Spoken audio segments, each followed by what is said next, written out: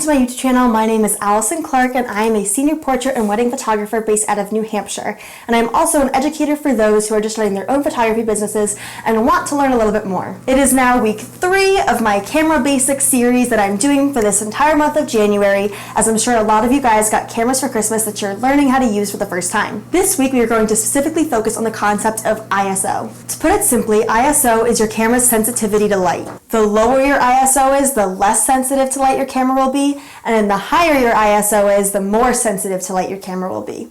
For example, if you have an ISO of 100, then your camera will not be as sensitive to the surrounding light, whereas if you have an ISO of 1600, then your camera will be very sensitive to the surrounding light.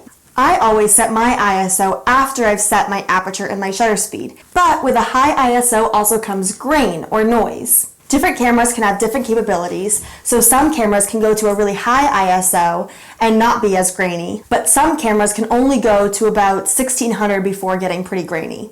I always set my ISO after I've set my aperture and my shutter speed, which we talked about in the last 2 weeks. Because I always know that I want my aperture to be wide enough when I'm shooting portraits, and I also want my shutter speed to be high enough to avoid that camera shake that might happen if my hands are shaky. Once I've got those two set, I can set my ISO accordingly.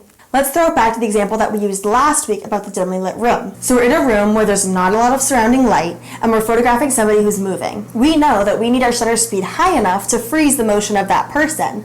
But we also need to let in enough light to our camera that our image isn't underexposed. And let's say we've already cranked down our aperture to the point that we're comfortable, and it's as wide as it can go maybe for our specific lens. You take a test shot and your image is still underexposed. Now would be the best time to crank up that ISO. That's all I have for you guys today. Please tune in again next week if you want to learn about white balance, the fourth and final component of shooting in manual. Hit that subscribe button if you want to be alerted when that video comes out, and leave a like if this video was helpful for you. Make sure to shoot me a follow on Instagram at Allison Clarke Photography, and let me know if there's any future videos that you have in mind for me to make. Thank you again so much for visiting my channel today, and I look forward to seeing you all next Friday.